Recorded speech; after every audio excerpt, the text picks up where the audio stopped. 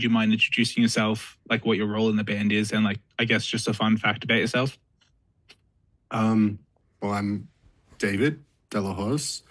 I sing in a band called Belle Haven, from Melbourne, Australia, and we play sort of alt rock, a little bit of emo in there, um, bit of pop punk, etc. Spice it up, you know.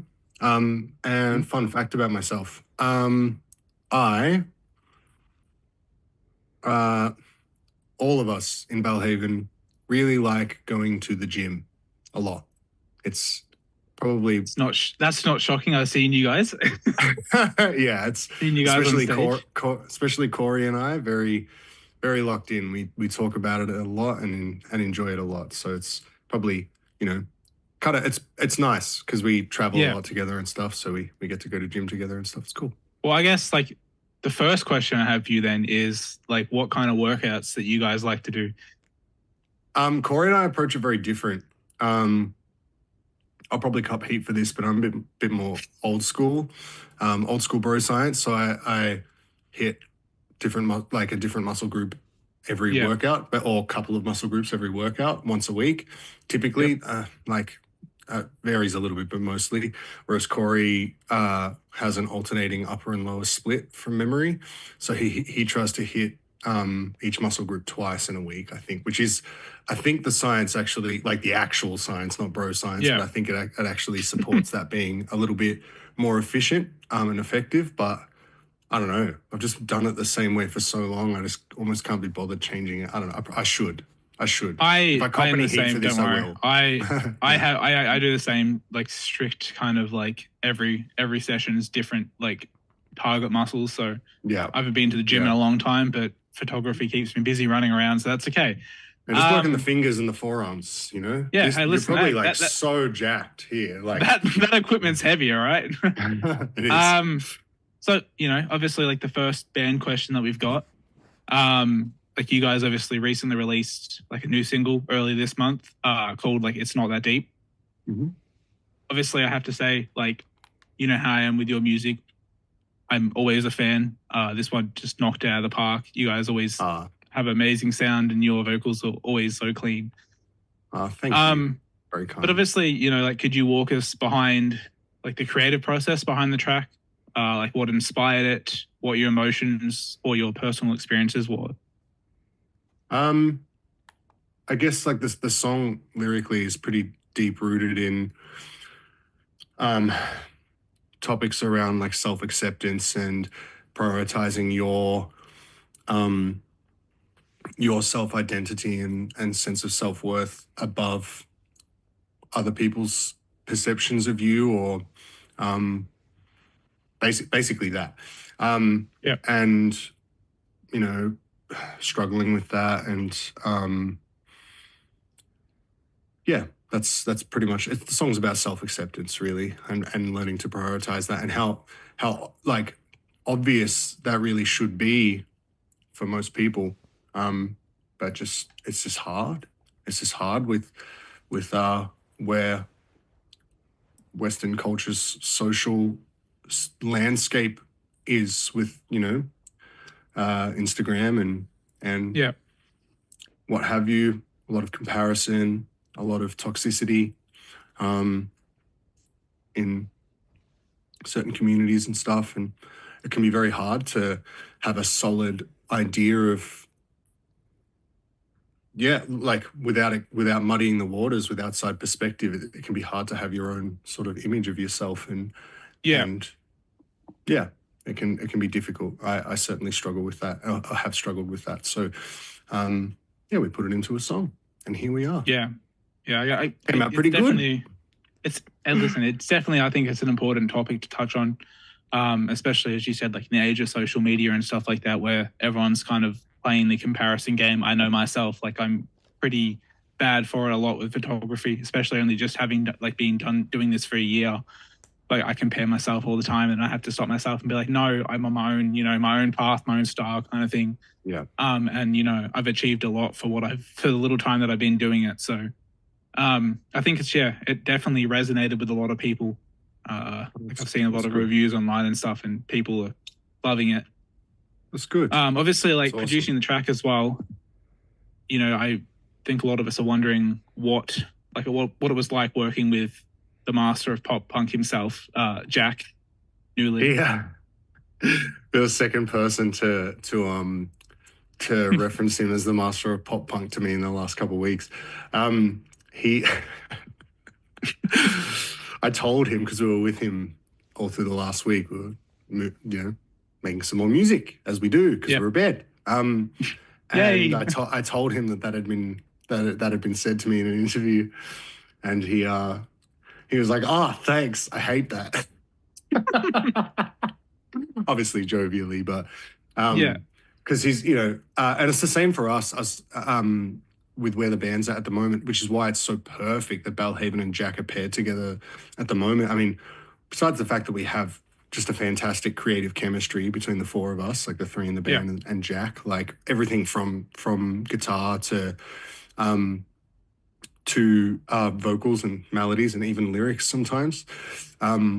We just all gel so well. Also, the fact that between the four of us, like none of us are actual drummers, but maybe excluding Mara, if you put, Corey, myself, and Jack, there to, map out some drums, we nearly make like half of a semi-decent drummer, You know what? That's fine. That's how the songs end up sounding like, the drummer doesn't have like 10 arms, because I think, if it was just Mara writing the drums, let me tell you, that those drums would come out very strange.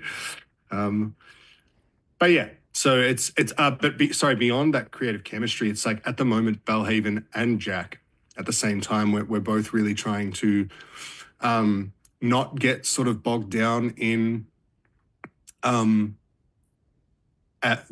just getting stuck as pop punk creatives. We love pop punk. Get stuck in that genre. Yeah, but we want to be writing some rock stuff. We want to be. Jack's got an itch for country at the moment. We'll talk about that a little bit. And you can tell, like with a couple of new songs we've just wrapped up with Jack. Inside scoop. But there's one of them in particular has like a little bit of just buried in there, a little bit of some country sort of nods.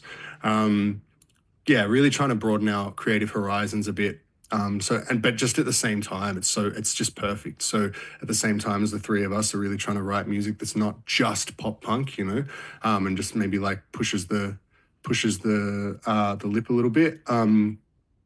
Jack is also trying to broaden his creative horizons at the same time and not just do pop punk. So it works really well. We're all sort of, we spent like a couple of days just working on de-pop punking a song, and it was really fun. It was really, really positive, and we're really breaking it down into its elements sounds cool. Yeah, really, really fun. So it's just a perfect match, honestly. Like we love Jack. We get along with him so well. He really is a good friend, and also just a fantastic creative and producer. He engineered, produced, mixed, and mastered the it's not that deep. And it just sounds fun. It sounds great. It sounds awesome. It's rare. It's definitely it's a good mix. I like it. Yeah, really rare that you stick all of that responsibility in one person's hands, and it sounds awesome. So he's killing it. He's fantastic.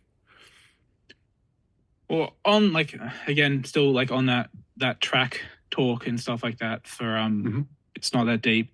Like while writing the track, was there any like specific moments that stood out to you that was like, this is it, like this is what the song's kind of meant to be? Like the wow moment, I guess. Good question. We had a really cool moment so I came in, Corey and I had been kind of cooking the song for a little while. And we brought it in half-baked to Jack, and I'd fleshed out a verse, which is much the same as it ended up being released as. Yep. It didn't change a lot from the original idea. And a chorus, which created foundation for us to then build into the chorus that it is now. There's some similar elements, but like the just a little obvious hook was always there, but we just sort of figured out how we're entering into the chorus a little bit better. But I was just, for weeks, I've been sitting on this pre-chorus, you know, what ended up being what's that? I can't remember the lyrics to my own music, man. What is going on? You know, the pre-chorus melody there. Yeah.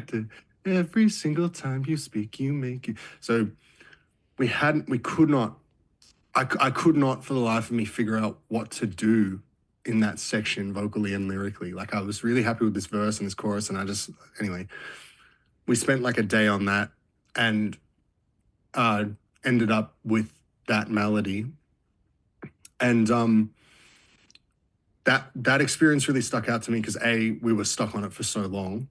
B, when we came up with the melody, we came up with it using the chorus lyrics, which is, for us at least, uncommon. Usually the pre-chorus lyrics and melody will be different to where the chorus starts lyrically, you know. But in this case, it was like the pre-chorus lyrics are just the first lyrics from the chorus. And we just used that as like a placeholder because it was like, oh, we love this melody, and I'll just sing it with these lyrics for now, and then I can go change them. So there's not just the same lyrics repeated. And I tried, and nothing was working. I remember messaging Emmy, like from Red Hook, about it, and sent her the production bounce of it, and was like, I love this pre-chorus, but it's the same lyrics as the chorus, and that feels like cheap or wrong or lazy or something. Like, and she was basically just like, this sounds awesome, and if it ain't broke, don't fix it, basically. Yeah. And so when I came into the studio the next day, I said, you know, I think we should just keep the lyrics the same, even though it's the same lyrics from the chorus. I think we should just keep it the same. And Jack was like, I agree. And like Corey and Mara took a little while to come around, especially Corey, but we got there. Yeah. I think you know, with music as well, you know, again, like it definitely is like, if it's not broke, don't fix it kind of thing. Yeah. Sometimes you just you do something, especially music, and you don't have to really change much. It just works. Yeah. Yeah, there's no rule to it, you know, like, and we were trying to follow some rule about the lyrics having to be different in the pre-chorus, and then we just let that rule go, and we're like, hey, it just sounds good. Like, that's awesome. Like, why are we trying to change it kind of thing? Yeah. Yeah. Nobody's commented or messaged us being like, you guys used the same lyrics twice in a row for two different, like, nobody's done that. So I think we're in the clear. I think it's, well, that's good. At least you didn't get any of those. I know that some people that reuse music or something like that. Like, you hear about it all the time, bands and fans being like, this sounds the same. So it's good that you don't get that. Yeah, dodge that bullet so far. Let's see. Yes. Now that I've aired fingers crossed. Maybe. Yeah, now you set it out into the universe. I just realized, you know, like. Yeah. So last year you guys released your EP titled Something New, which obviously I can say as well from a fan perspective of many, many years, your earlier stuff, it's very different to that stuff. You know, obviously you and I have talked about this on when we were doing vocal lessons and stuff, we talked on this on more of a personal level. It has a unique, like, the sound is unique, it's catchy. It's a different vibe to like old school Belle Haven. And like, is this something, I guess the question is like, is this something you guys, like, are we going to see a new era of Belle Haven going forward, or like, are we going to change again? No, yes and no. Like, kind of like this Something New was a change. I think it's more just like, are you going to stick with that sound for a while and then, you know, just kind of experiment with like new stuff? I know you're always changing, like, you're always trying to, as you just said, you're trying to not stick with one genre. Trying to evolve. Yeah. For sure. So like, it's just like, are you kind of, for now, are you sticking with the sound that is like the something new? Yeah. Is it kind of conveniently? Yeah. No, I know what you mean. Yeah. I'm following. So yes and no. We talk about what music we want to be doing in 5 years versus 2 years, but, you know, like, because we don't want to just release, we don't want to release like, you know, something new, and then this year release an album that's like trance or something, you know, and Yeah, just like yeah, because yeah. people will just be like, "What the hell?" Like, What's going on here? like Yeah, I was so getting on board for what was happening, and yeah, now yeah, the rug's just been pulled under my feet, which yeah, you know, which is the risk in making such pivotal changes. Um, I think for us, it's a pretty linear line.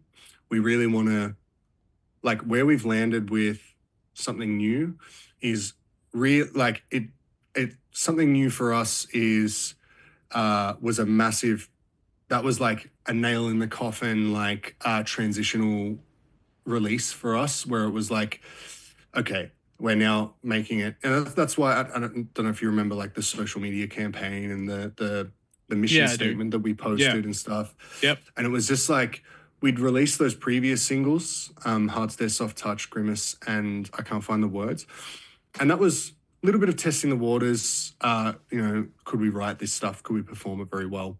But also just sort of leaning away, starting to lean a little bit away from that post-hardcore sort of realm that we were really yeah, sitting in for quite a while, and leaning more into that the pop element that I'd kind of been bringing in some of my vocals for a few yeah, years anyway, thinking like Forget Me and even like the 2021 yeah. EP, Just kind of Time sneaking them Changes in there. Nothing. It's like, yeah, Yeah, like the choruses were, I just love writing like that. And it was my brother who was in the band CV. yeah, He and I did the majority of the writing for that EP, especially. It was pretty much just solely CV and I. But um, you know, it was that combination of my pop sensibility, and I listen to a lot of pop and alt pop, and um, the combination of that plus he just loved writing riffs. He just loved writing yeah, riffs and yeah, metalcore, post-hardcore stuff with Belle Haven. So that's, you know, thinking like Forget Me and Time Changes Nothing and stuff. That was the combination of CV and I. Without CV in the picture for writing anymore because he's no longer in the band, still very yeah, close, and we still send him a lot of stuff, and he, you know, gives us feedback and stuff. But with him no longer being in the picture in terms of writing and production, it was just natural to lean. It was like, okay, well, Mara doesn't listen to post-hardcore, metalcore. yeah, Corey, Corey and I both still have an ear on alternative music all the time. It's like deep in our roots, you know. But Corey's the same. He wanted to write more contemporary sort of yeah, rock, pop punk. Um, so it's just been very natural for me. I see Belle Haven in two chapters now, and that is like, especially because of the member changes and stuff as well. It's yeah, like there was the first chapter that kind of ended with Time Changes Nothing, and that there was the second chapter kind of begun around I Can't Find the Words, but that was also kind of just like a dip in the water, you know. The Something New EP was really when we were like, okay, this is what we're doing now. So I think over the next 5 years, our sound will evolve, but it will still, you could still play it next to Faux Love, you know, and be yeah. like this, you know. Whereas now, if you play Faux Love next to like our 2012 EP, it's like, what the heck?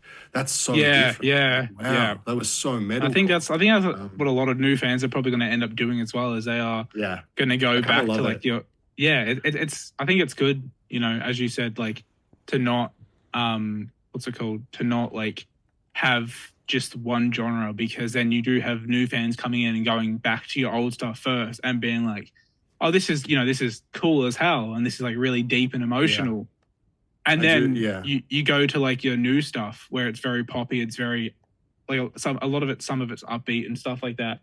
Um, and you know, it's still very emotional because sorry.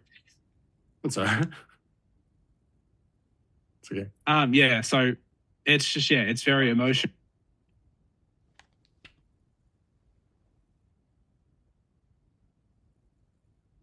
So yeah, sorry, housemates. That's all right. That's But fine. yeah, so you know, like it's very obviously you. I know you like your kind of style of writing. It's very still like you, very Yeah, emotional with the lyrics and stuff like that. So like I always think it's such a good thing because being able to see you guys transition from that to like from heavier both lyrically and musically to still heavier like lyrically but not as like musically and instrumentally, it's Yeah. like so cool to see because it's like you guys are transitioning and it's just you're getting better and better. So yeah, Yeah, and it's just natural for us. You know, if we were to try and write post-hardcore now, it would probably sound dated, and it would probably yeah, because I mean, potentially it's hard to say because we don't do it, but yeah, it would very even if it didn't sound it, it would feel disingenuine. You know, we would feel impostery. Um, mm, I have a lot of love for especially like Australian metalcore and metal and we've got amazing acts flourishing over here. Um, but yeah, for us in terms of being creative and honoring our where our creativity wants to lead us, it's like it's more toward this contemporary sort of pop rocky, pop punky sort of stuff. Um, yeah, so yeah, but it is. I love the legacy. You know, I love the story. I yeah, love. yeah, I get DMs once in a while from people being like, "Hey, I found this album in JB Hi-Fi," and then they yeah. go home and listen to it, and they're like, "Wow, this is so much heavier Yeah, than actually, I still see some of your albums floating around from time to time, like the older stuff yeah, in JB Hi-Fi, and it's cool. yeah, And I've sat yeah." there They're a few still in times, there. and I'm like, should I grab it? And then I'm like, yeah, I'll grab it. Like even though I don't have a record player or like a vinyl player.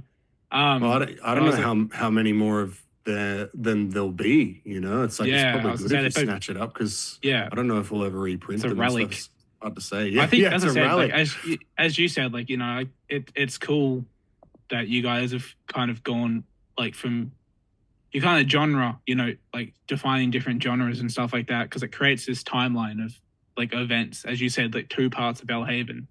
Yeah, and So I think it's kind of cool to like to have that trail to be like follow from when you guys were, like post hardcore and heavier to now. Like yeah, everyone would be like so amazed at the difference, and they're like, "Is that the same person?" yeah, yeah. And then And they see you obviously, get up on the stage, and they're like, "Yeah, same like person."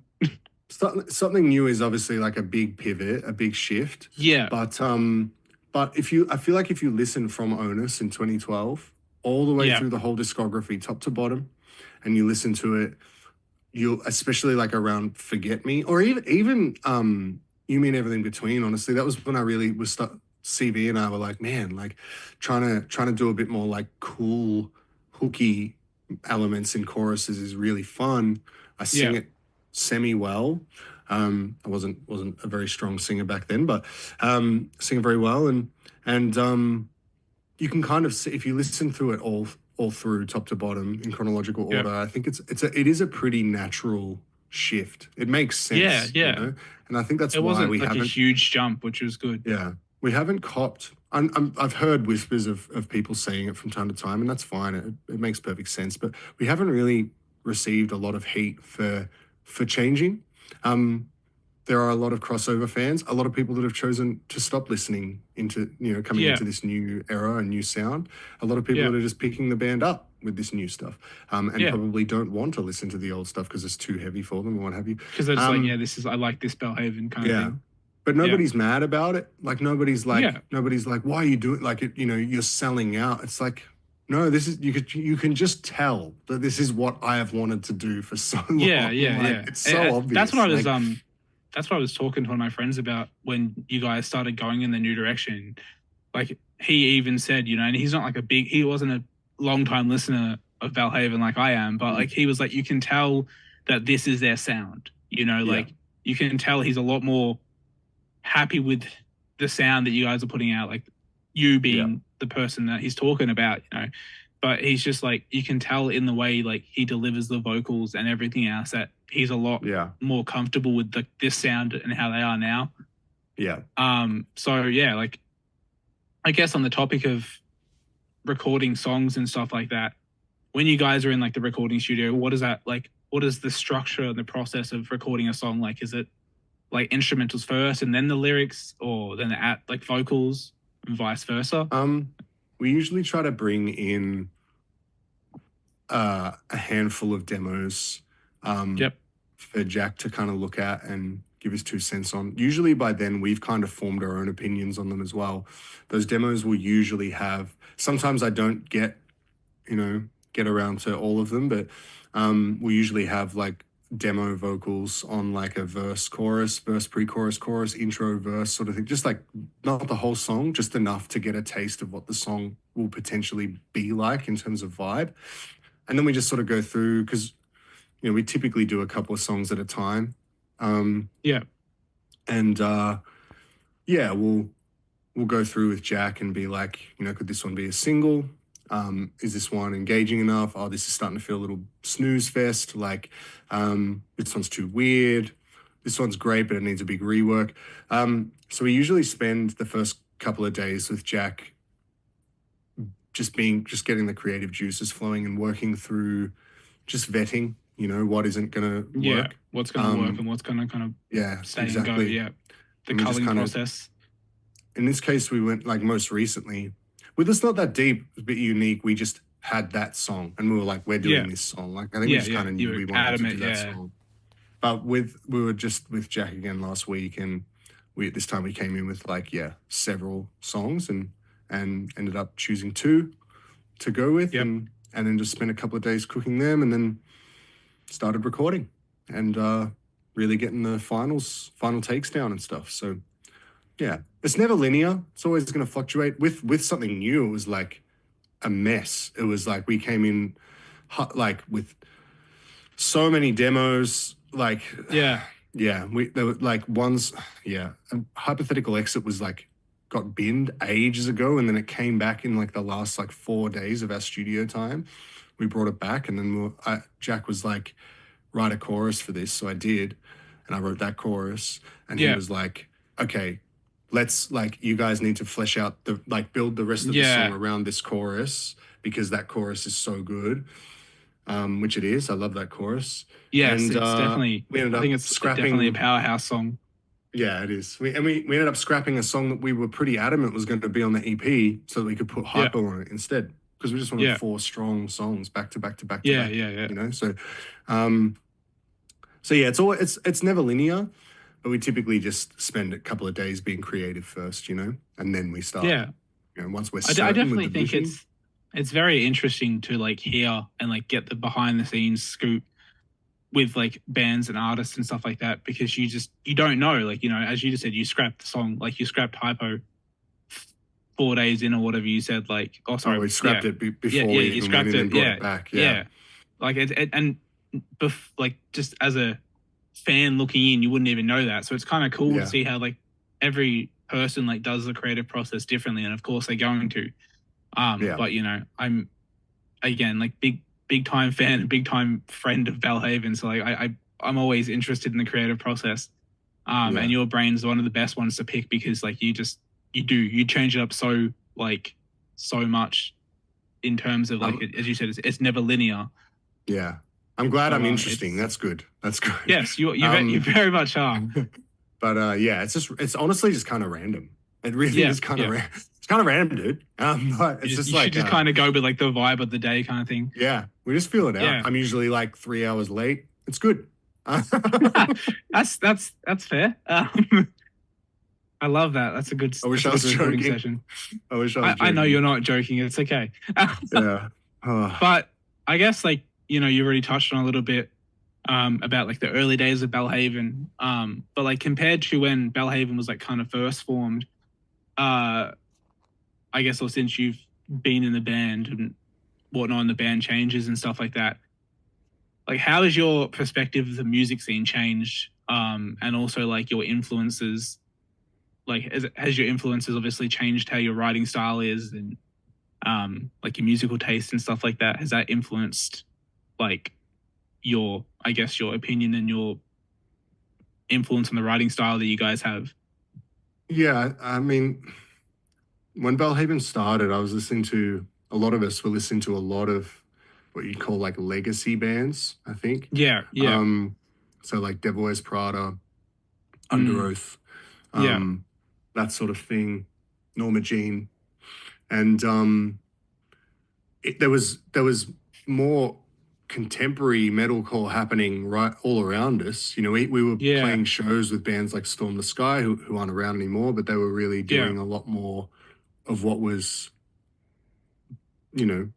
I can't think of a better word than contemporary, but it's like, Yeah, not I know what legacy, you're a lot talking more about. Yeah, present, yeah, a lot more yeah, like the current, a lot more. This is what's yeah, happening right now, yeah, yeah, But we just loved that. We just loved that older school sound. So I feel like we did try to keep it just because we worked with Callan Orr early, who was like Dream on Dreamer, and yeah, he tried to keep a foot in the more contemporary door for us when we recorded Onus, which was cool because when I listen yeah, back to that now, I'm like, given the time, like it's 2012, like given the yeah. time, It's this is pretty relevant for like, that kind of. Yeah, yeah, definitely relevant by today's standards. It definitely feels yeah, a bit old school, but like yeah. for that time, it was definitely like, we had the keyboard player and stuff. It was, we were doing the on the spot in sync jumping, like, I we were think, in the yeah, pocket. definitely. So I think um, the music scene like 10 plus years ago would be different. So I can see how that would be like, that would feel yeah, dated and kind of, especially with all the yeah, new stuff you guys are bringing in. Like I can understand that would feel yeah, dated because it's over a decade old now. So yeah. like, which is That, crazy to think about. but these days, like the three of us listen to a lot more contemporary music. I've more Yeah. than ever, which is funny because from what I hear, it often goes the opposite way. As you start to get a bit older, you just disconnect from newer music and kind of listen to the stuff you've always known, and or Yeah. at least a lot of people do. But I've been the complete opposite, and I'm in my 30s now, and I'm I'm more engaged with what's new than ever. Um, Yeah. new Taylor Swift album comes out, and our group chat's lighting up for the next week about it, and Yeah. um, Yeah. I um, myself have definitely fallen into like, I still like my heavier stuff, but I'm very much like big on the more poppier, softer stuff now because I'm yeah. like, yeah, I can actually, as I grew older, like I've changed, my taste in music has changed, and I guess like as you know, I'm one that really connects with lyrics. Yeah. Like if I can break down a lyric, like the lyric of a song and relate to it, it's perfect for me. Mm. Um, so like especially with a lot of your older stuff, when you were really going through like personal things. We've talked about songs that like certain songs that mean what they mean to me. So um, Yeah. it's definitely, yeah. I've gone to the more calmer side of things rather than the in your face scream at you kind of thing. And also, Yeah. You are I'm depressed. getting, You are yeah, depressed. You yeah, are yeah, yeah, depressed. yeah, yeah, yeah. Like I'm just getting too old as well. I turned 30 in 2 years. Like Yeah. I'm getting there. Catching But up to yeah, me. yeah, I am. You better watch out. No. But yeah, no, like I guess, yeah, it makes sense that you guys have kind of gone the direction, and it is cool to see like the influence has changed, and you guys haven't really like you've started listening to like contemporary bands, and you still kind of like listen to them these days. So it's cool to see that it's like changed, but hasn't Yeah. changed too much. Yeah. We're definitely influenced by a lot more contemporary stuff than old school legacy stuff these days. Yeah, That being said, we still will come, Corey and I'll cook something and we'll be like, oh, that feels like, Decode Paramore and stuff, which yeah, is by, yeah. Jeez. these days a little bit bordering on legacy. Um, Yes, it is very and much. And so I think there's always going to be, I've had a couple of people tell me that it's not that deep, feels a little nostalgic somehow, which is nice because that wasn't the intention. So it's nice that still kind of comes through a little bit. I Yeah, think anyway. I think it's nice. I think it's just the instrumental. Honestly, like it's just it's like a feel good kind of like the beat is upbeat and kind of like it's very like I think it's made to feel like, or for other people they probably do view it as like nostalgic just because of how hyped the song kind of feels. That's cool. Um, but as I said, like I've seen a lot of reviews and I've talked to a lot of friends that I've introduced Belle Haven to, and we've had a lot of like 3 a.m. discussions when we've all been like half asleep and we're like, oh, what is this? Like, let's break down this song, not just with Belle Haven, but like obviously, Yeah, as I yeah. said, like I try and like show you guys off to a lot of people as I can. I'll be like, hey, you like this? You like this kind of music? Have I got a band for you? Oh, that's So very good like, of you. but yeah, I guess like, yeah, obviously, like moving on to like the touring side of things. Obviously in February this year, you played with like you did a national tour with As December Falls. And last December you also performed at Good Things, which was insane. I seen that when I seen the news, I was like, that's crazy because like that's huge for them. Um, you of course with the December like as December falls at Stay Gold, like you guys were my favorite. Yes, as December falls were good, but I was there for Belle Haven. I like what was I guess for someone that doesn't tour and stuff like that. What is the touring life like? Like, is there a specific routine you guys follow on the road, or is it just kind of as you said before with like the music kind of thing random? Like, does it change?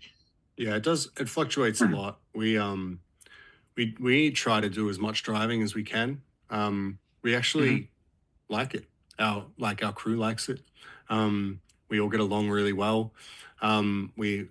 If the tour doesn't randomly start in Brisbane, because we're from Melbourne, if the tour doesn't start abruptly in Brisbane, we usually drive. We're not going to do we typically won't want to do the drive all the way to Brisbane across a couple of days. But like as December falls, we drove the whole thing because it was like Melbourne, Sydney, Brisbane. Then we just had like a leisurely two-day drive back to Melbourne. Sometimes we fly, obviously we're not going to drive to Perth. So when we played Perth recently, I don't blame you there. Like, That's it. You've been there for like what? How long is it in the car trip to Brisbane from like Melbourne? I think like 18 hours in total. Yeah, it's crazy. 18. I was like, I know it's long. Divide it by 2, it's not too bad. So, so it varies a lot. We none of us have that party animal itch, like, not that we're like actively anti-social, but I'd say that the three of us are pretty introverted and kind of honestly most of our crew as well. We're all pretty like we just like we're pretty tight. It's a good thing, I think. Like you all don't like there's not going to be one of you going off and running amok for 3 days straight while the rest of you like where is he? Like we're on in 5 minutes. Yeah, that's a thing of the past. We're pretty locked. It's actually kind of I think it's interesting when I hear like people and like bands and stuff like they do most of the tour like driving because like it's like how do you guys not go stir crazy in such a small space and kind of get sick of each other? We go stir crazy, but we just don't get sick of each other. We all gang up on Mara. For so long that we all just unanimously gang up on Mara and constantly poke fun at Mara. And look, he probably has an awful time, but who cares? No, I'm kidding. That is not what happens. It's okay. We'll cut that. Cut that. We definitely go stir crazy, but we just have so much love for each other, Like, there's no one that comes on tour with us that we don't have a lot of love for and a lot of space for. I'm very close with our regular photographer Sam, Shades of Blue Media. He's a very good friend, a very good guy, and we just get a little silly. You'll notice as we get like 2 hours away from destination after being in the van for like 6 hours, 7 hours, we usually start, the jokes just get so silly and repetitive. Oh, and I can imagine. I can imagine. Like repeating the same silly noise over and over. And just like, because you're trying to sit still for like long, But those are the best kind of vibes, though. Let's be honest. Yeah, it's great. It's awesome. I think it's awesome. Mara like tells me off if I make fart noises too much. Like if I'm like getting silly and like if I start like I don't know, if I just get a little too boisterous, he'll be like, "Stop! You're a grown man." And fair enough. Maybe maybe at 34. No, don't listen to him. Okay, I would do the same thing. All the time like that. But otherwise, like there's just I can't it's just vibes are just so positive. It's good. We're really so what you're really saying is when you guys go on the next tour, I just have to sneak in the car or the van, just to pack myself in. That's what you're really saying. If we have room, the van's pretty tight. I'll make myself fit. Don't you worry about that. We already have like one of the seats is usually like right in the corner is usually like pretty stacked and uncomfortable, and we usually make Mara sit there. He likes it. I'll just look. I don't know how you won't notice, but I'll just strap myself to the roof. It's fine. You'll just hear like noises while I'm like going along at 100 k's, and I'm like, help. Why are we getting so much wind resistance? Yeah, exactly. You standing on the exactly. posing on the top of the van. You wouldn't know. You wouldn't know. I guess like speaking of touring as well, like what would you say your craziest experience it was that you faced touring? Like, it could be anything from like memorable to just funny or like just kind of crazy, I guess. Oh man, so much Yeah, I like weird, to throw a curveball at you. so much weird, bizarre stuff just happens on tour. I think one of my favorite tour memories is like I think it was on the Nobody Likes the Hospital tour we did during Mm-hmm. COVID, and Oh, crazy times as we well. I remember. yeah we stopped at a random middle of nowhere service station for petrol, This is and already gonna be a good story. I know this. we we walked into the service station to pay, and the person working the counter was like, "Oh, you guys in a band?" Like we're obviously just with the van and the amount of us, it was obviously giving band. And Mara very quickly was like, "No, we're actually the Victorian State shot put team." And they were like, "Oh, okay." And I was Believed like, you. Like, I was trying, yeah, I was trying not to laugh. And I remember going outside and Mara started like practicing his shot put. And he was like trying to get me to join in with him. Just like, yeah, we got to practice. We really got to make her uh, believe the bit, like let's practice the shot put. I just thought that was so yeah, hilarious. Um, that's so that's, random, but it's so funny because it's just like that's, yeah, it's that's the just first yeah, one that it's comes just to mates mind. being mates, like Yeah. yeah. I guess like the next question is like if you had the chance, like if you could collaborate with any artist or tour with any artist, like who would it be and why? It's kind of a Um, hard question because there's probably a lot for you. Like, Selfishly for me, mhm. the answer for me is easy. It'd have to be Hayley Williams. Yeah, I just admire her talent, her voice, her songwriting so much. Um, just admire her as a person, and I'd love, yeah, I'm never gonna stop wanting to tour with them one day. Like just to open for them, even if it's just a hey, show. you never know, Um, it could happen. yeah, you never Like, know. I know they're not Um, like as like toury these days, but you they put it just out into the they you bring put it out out an into the album. universe, and yeah. Yeah, they just bring out an album, tour a bunch for like 2 years, and then disappear and make it look like they're not going to release any more music ever Look, again. And then if they if come they back come like out and two they're years like later, and yeah, if they come out and they're like, hey, we need someone from Australia like to tour with, I'm gonna be in their DMs until I get blocked, being like Belle Haven, Belle Haven, like just every day. yeah, So it's okay, I got you, but I probably won't listen to thank me. you. Like, who the fuck is this person? But yeah, no, I definitely like that's a solid choice because obviously like Paramore and Hayley Williams, like she's a powerhouse. She's always been a powerhouse. Like she's got a Yeah, lot of raw natural like just vocal talent. yeah, Like for you've sure. seen it in. I'm sure you've watched countless like just different behind the scenes stuff of their like studio sessions and stuff, and it's just like, Yeah, sorry, I drink an that's energy okay. drink and it's gassy as hell. Um, There you go. so I'm trying not to burp, but yeah, so it's definitely a solid choice. I would love to see that personally. I would be Yeah, all for that. That'd me be too. insane. Like Me too. you're like, yeah, I said that. It'd um, be all right. it'll be all right. It's just okay.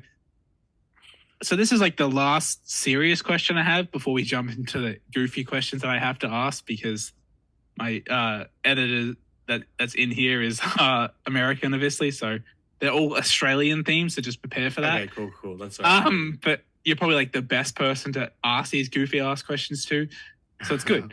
Um, so obviously going back to like the sound changes and stuff like that. If you're able to share anything, like what can fans expect from Belle Haven, like moving forward, just as an um, overall to make the question a little bit easier, as an overall like sense of the well, first and foremost, you can definitely expect a lot more music. Where yes just victory. I was hoping to constantly, hear that. yeah, we've got a drive that the band's never had before. The pattern with Belle Haven's always been to release something and then disappear for at least a year and then come back again with something. And Yeah. every time people are like, wow, this is really cool. But it's just so easy to forget about Belle Haven when they're just releasing one thing every 2 years. So Right now, it's just like we just can't stop. We're just like riding constantly. Like the chemistry's so strong, and we're just loving it, and everything's coming out so good. Jack's fantastic to work with. So first and foremost, just a lot more music. Like you're just gonna keep hearing new songs. It's gonna keep Good. happening. I was worried you'd just be like, no, we're done. That's it. No, definitely not. Definitely Something not. new, and then you're just like, goodbye. But we want to explore doing some. We haven't really done like a headline tour in a hot minute, so we're kind of talking about when and how we can make that work and what that's going to look like, and that's going to Yep. be that will happen at some point. I'm just not sure when.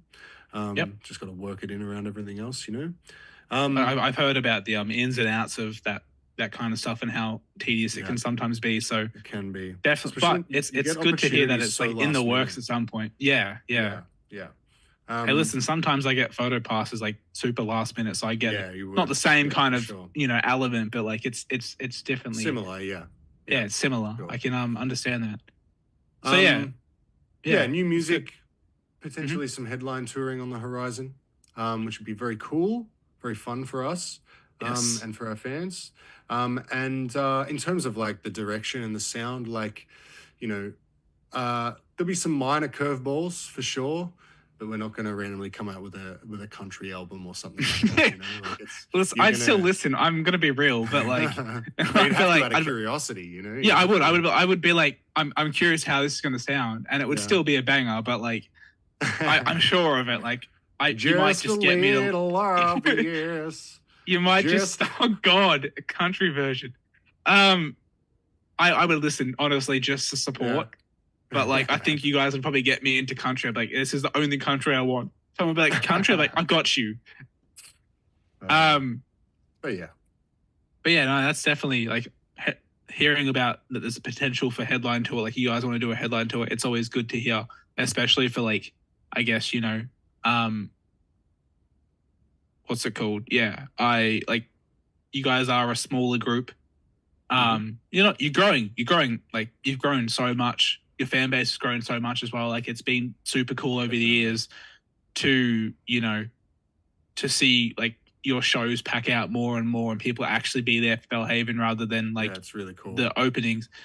And I know that probably means a lot to you as well because you do put definitely you and the band put your all into the music and like I can imagine as an artist and especially a vocalist, like it's good to see people resonating and singing your songs and stuff like that. Like I've seen you countless times just sitting there smiling on stage or we've all cried together 100%. In the pit because you've done a sad song and we're just like okay.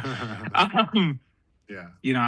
I think it was a couple of years back now, but you played a song for the first time. I can't remember exactly what it was, but Hopeless, Empty, Lonely, Painful. That was many tears. Mara and I shed tears on stage. Yeah, and Dylan was right next to me, and like he was very intoxicated, and he was just a mess on me, and I was a mess as well. But I was shooting that night, so I was like, like camera still in my hand, like clicking, hoping for the best. But I was like, lens is steaming up. Yeah, it's very hard for me to focus on like shooting when it's a band that I know and as like music that I resonate with. Music that I resonate with because it's like I'm just screaming, I'm fucking heart out, and I look like a complete freak because I'm running around the pit with like my camera crying and screaming the words, like, and everyone's like, "His problem." But yeah, so I guess like moving on to the not so serious questions to have like hit me. I'm curious. Yeah, a goofy thing. First off, I get bullied so much in the group chat, like the UV group chat, because there's only 2 Australians in there, and they always constantly bully me about kangaroos. Like anytime that any one of them has a problem, it's like send a kangaroo. So that is my first that leads me into my first question, because my editor wants to know mainly. But since me and you are from Australia, how many kangaroos do you personally know, and have any of them tried to fight you yet? I don't know any personally, but there is an albino kangaroo, like a massive albino kangaroo that like hovers around my street in the evening. And if I go out to buy a snack or like go to gym late or something, it's dark. He's just like staring you down. Street, he'll just like, he'll look up and be like, and just chew. He's just judging you. He's like, what are you doing so late? He's like looking at me like, and he's so jacked. So naturally, I'm in the car and I'm like fluffing out my chest. I'm like, you're like, I'm kidding. Try it, bro. I got a car. But so yeah, I have a stare off with this jacked kangaroo on my street from time to time. But that's about it. That sounds like an Australian thing. Let's be real. Yeah. Yeah. No, that's it's even more terrifying that he's like albino and albino. Like, yeah. He's just. It would be terrifying to see that in the middle of the night. Henry from yours truly was playing drums for us in Perth, and he stayed with me the night before we flew out. And in the morning when we were driving to the airport, he was there, like the kangaroo was there, and Henry saw him and was like, "Oh my God, bro, did you see that kangaroo?" Like, oh my God. He started. And you're just like all casual, Yeah. He had some family like in Perth that he saw. And he was telling them about the kangaroo, and they didn't believe him. They were like, "No." They're just like, "Nah." He's like, "No, I'm telling you, he was huge." He probably so was pale. Like, the family's like, "Yeah, we're gonna call the psych." Like, yeah, how sure you did? Yeah. Sure you did, buddy. Like, I guess that's like the one like goofy question because it's like Australian themed. But the next question is like, what's your favorite guilty pleasure song, and like why? Favorite guilty pleasure song? Yeah. What's that song by?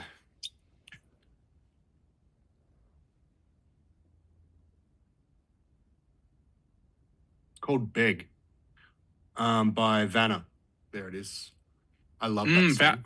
Vanna's she's very yes. It's awesome. It gets me so pumped at gym. She's definitely pretty sure it's she's definitely a vocal talent for sure. Yeah, for sure. Pretty sure it's like a BDSM song. I'm not sure.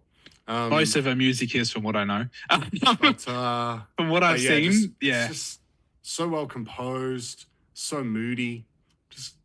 I just get into the gym and just chuck that on and just it's awesome. Hey, look, but I just don't know if it's what people would expect me to be listening to if they saw me. I think that's why it's probably like a guilty pleasure song. You know, that's why. There you go. So that's called that because you're just like, if anyone knew what I was listening to right now, they'd be like, "What the fuck?" I can't say Nickelback anymore because Nickelback are cool again. So now when I'm like, I listen to Nickelback, people are like, yeah, that's fair because Nickelback is sick. Yeah, they don't even give you shit for it because they're just like, yeah, okay, cool, same dude. And it's just like, that's my loud and proud pleasure. We love some divorced dad rock. Yeah. So I got 2 more questions for you. All right. Just because another one that my editor wants to know if you've met any emus. And I feel like you probably wouldn't have because they're less like, I think for Americans, I think they're just everywhere and they're not. Not since the Great Emu War. Even though we've had a lot of, don't worry, we've had a lot of, I've been grilled about that emu war in that group chat. They've been like, did it happen? Did it really? I was like, Google it. I promise you, this is a real thing. And they're like, no way. Like none of them believe me. And they're just like, how did you lose? And I'm like, I still half don't believe it, but I'm pretty sure it's real. But only at the zoo, I think. I don't think. Yeah. I was like, I don't think I've ever seen one wild. I'd be a little bit terrified. Okay, last question, I guess, just before we wrap up and like do the goodbyes and stuff, because you probably are a very busy man, I know. I got a meal prep. Yeah. So look, it takes a lot. It does. So, which member of the band would survive the longest if you're all suddenly teleported into like a horror movie? In a horror movie? Yes. I love that you're like so deep and thought about this. Oh, that's hard. I truly think we'd all survive because we probably work together really well. But it's so cool. Like, it's so funny to see how in depth you've thought. You're like, hang on a minute. I think maybe Mara. Mara. I know that if it was like an apocalyptic scenario, Mara would. I reckon he's got an underground like basement somewhere, situation somewhere already, But I think probably Mara, like more so than Corey and myself, has this ability to just defy tension and awkwardness and just do what must be done. And I feel like could not be me. depending on the actual horror film scenario, what was actually happening, because it's pretty broad. But I feel like if it was like a Saw type situation or something, Oh, I would just give up. I feel like I would just. I feel like Mara would survive the longest. I think. I'm like, you want my leg? Take it. I don't care. Like, he would just do what he's got to do. Mm-hmm. He just knows. He just does it. When he needs to get something done, he just does the thing. Yeah. So I think probably Mara. I think. Yeah. Right. Makes sense. Corey and I would flex our muscles, but cry in the corner. I think. Look, you'd be a distraction for a little bit, like. Yeah, no, cool. That's all the questions that we've got anyway. Cool. But really appreciate you taking the time to sit down and obviously have a chat with us. And like it's always, as I said, I've been wanting to pick your brain for so long in like a more formal capacity. So it's been so good. Like obviously, as I said, we've had our talks over the years and whatnot, like at shows and in a little suspect shack in the back of your house. Yeah. You just told me to go and wait. I was like, oh, I'm dead. I'm being murdered. Like if I didn't know you, I'd be like, this is how I die. Like, hey, I've trained like 3 hours, and he's just made me go and wait in his shack somewhere where no one could probably hear me because it's soundproofed. Like I'm like, if I didn't know you, I would be like, I'm dead. Like this is how I die. And I would do it because I wouldn't even know survival instinct. I'd be like, yeah, this is cool. Beginners singers don't like to be heard, So it's like if we can, the fact that it's so kind of middle of nowhere vibe and kind of quiet and Yeah, look, it definitely helped me with being able to be louder because I was like, no one can hear me. Probably felt more comfortable singing. Just had a looming fear of incoming death. That's yeah. I was like, if I'm gonna die, I'll sing. Like, like. I'm lucky I knew you because, as I said, if I didn't know you and someone was like, hey, man, like, I'm such and such, just go out to my shack. I'm like, how about I go home? Like, how about, no, I don't do that. Like, just because you were my friend, I did put a lot of trust in you, not to murder me. That's why I didn't. I was like, well, I could, but this guy's my friend. So that's good. I'm glad that friendship saved me. Yeah, I don't know. Well, definitely, I want to eventually, book back in with you for vocal stuff. Obviously I've been like busy with your plate's so full, man. With photography stuff, and also I live in Geelong again now, so like it's hard. But you're worth the trip. I definitely would make it. It's just it wouldn't be very often. So I'll definitely have to hit up your DMs and we'll just organize some stuff. We can always do like a longer session, just super infrequently, Like I've got people that fly over from different states and they come in for like an hour session or a 2-hour session and only see them like 3 times a year or something, Like it just, whatever suits. I definitely want to, I definitely still want to very much do that because I feel like we were actually even in the 2 sessions we did, and I just was like goodbye, because I moved back out of Melbourne. Yeah, and the photography stuff picked up really good around then as well. Yes, it got busy. I can thank the publication for a lot of that, though, to be fair. Yeah, you have a lot coming up, Tyson. Huh? You have a lot of shows coming up. Yeah, I do. I was like, who's talking? Because I forgot Emily was here. Okay, I see how it is. My bad. But yeah, no, I definitely have a lot of shows, a lot of big shows coming up. Hopefully, I've applied for a lot of big shows. But yeah, awesome. Again, thank you for sitting down and obviously, I cannot wait to see what Belle Haven cook up in the future. And go enjoy your meal prep. Yeah, well, and I will show you. I'm sure we'll see each other around, or we'll talk every now and then. No doubt. But yeah. I hope you have a good night because it is like 5 p.m. now. It's 3 a.m. over here. Yeah, that's because you're in America. You need to sleep. Go get some sleep. Nah. Time for rest. I'm wide awake now. It's okay. This is entertaining. All right. Thank you again, man. I appreciate it. Yeah, we appreciate it. Thank you to you both. So much. Appreciate it. And no, my pleasure. And I'm sure we'll do this again another time for sure. I hope so. All right. Bye for now. Bye. See ya.